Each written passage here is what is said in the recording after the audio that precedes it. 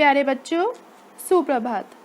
बच्चों, आज हम पढ़ेंगे आपकी वसंत पुस्तक का पाठ 3 नादान दोस्त। बच्चों, यहाँ चित्र में आपको एक लड़का और एक लड़की दिखाई दे रहे होंगे। लड़के का नाम है केशव और लड़की का नाम है श्यामा।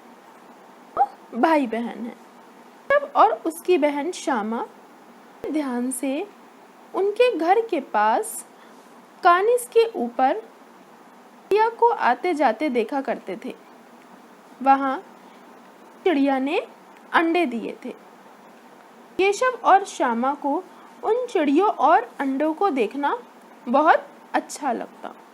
उनके मन में तरह तरह के सवाल उठते, जैसे अंडे कितने बड़े होंगे, किस रंग के होंगे, कितने होंगे, क्या खाते होंगे, उनमें से बच्चे किस तरह निकल आएंगे, बच्चों के पर कैसे निकलेंगे, घोंसला कैसा है। लेकिन इन बातों का जवाब देने वाला कोई नहीं था। अम्मा को घर के काम धंधों से फुर्सत नहीं थी और बाबूजी को पढ़ने लिखने से। दोनों बच्चे आपस में ही सवाल जवाब करके अपने मन को तसल्ली दे दिया करते थे। केशव श्यामा के सवालों का कुछ जवाब नहीं दे पाता था। 3-4 दिन हो गए, दोनों बच्चों की जिज्ञासा बढ़ती जा रही थी। वे अंडों को देखना चाहते थे। एक दिन दोपहर में माँ के सोने के बाद दोनों बच्चे अंडे देखने के लिए चले गए। केशव स्टूल पर चढ़ गया, श्यामा ने स्टूल को पकड़ लिया। दोनों बच्चे उन अंडों का ख्याल रखना चाहते थे। उनका मन था कि अंडों के लिए कुछ दाना पानी वहाँ रख दिया जाए। एक प्याली में उनके लिए पानी रख दिया जाए, जिससे चिड़िया को परेशान ना होना पड़े, उसको दाना लेने ना जाना पड़े। उनको धूप से बचाने के लिए उनको टोकरी से ढकना चाहते थे वो। तो केशव ने श्यामा से सारा सामान मंगाया और कानिस के ऊपर रख दिया। केशव ने जैसे ही कानिस पर हाथ रखा, दोनों चिड़िया उड़ गई। केशव ने देखा कानिस पर थोड़े तिनके बिछे हुए हैं और उन पर 3 अंडे पड़े हैं। जैसे घोंसले उन्होंने पेड़ों पर देखे थे, वैसा तो कोई घोंसला नहीं था।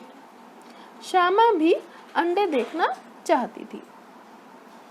दोनों चिड़िया बार बार कानिस पर आती थी और बिना बैठे ही उड़ जाती थी। केशव ने सोचा, हम लोगों के डर से नहीं बैठती। केशव सारा सामान कानिस पर रखकर और नीचे उतर गया। इतने में माँ आ गई और दोनों को डांट डपट कर कमरे में ले गई और दोनों बच्चों को नींद आ गई। अचानक श्यामा की नींद खुली। कानिस के पास आई और देखने लगी। उसने देखा कि सारे अंडे नीचे पड़े हैं। वो जल्दी से जाकर केशव को उठाकर ले आई कि देखो भैया, तीनों अंडे नीचे टूटे पड़े हैं और उनसे कोई चूने की सी चीज बाहर निकल आई है। पानी की प्याली भी एक तरफ टूटी पड़ी है। दोनों बच्चे उदास हो गए। उनके चेहरे का रंग उड़ गया। उन्होंने सोचा था कि वे अंडों की हिफाजत कर रहे हैं। उन्होंने सोचा था कि वे अंडों की देखभाल कर रहे हैं, लेकिन अंडे फूट गए। हाँ, माँ आ जाती है। श्यामा माँ को सारी बात बताती है। माँ बच्चों पर बहुत गुस्सा करती है और कहती है, बच्चों, तुम्हें अंडों को छूना नहीं चाहिए था। अंडों को छूने के बाद वो गंदे हो जाते हैं और चिड़िया फिर उन्हें नहीं सेती। बच्चों ने अंडों के साथ नादान दोस्ती निभाई। वो चाहते थे अंडों की हिफाजत करना, लेकिन उनसे उनका बुरा हो गया और वे अंडे फूट गए। आशा करती हूँ आपको ये कहानी अच्छी लगी होगी।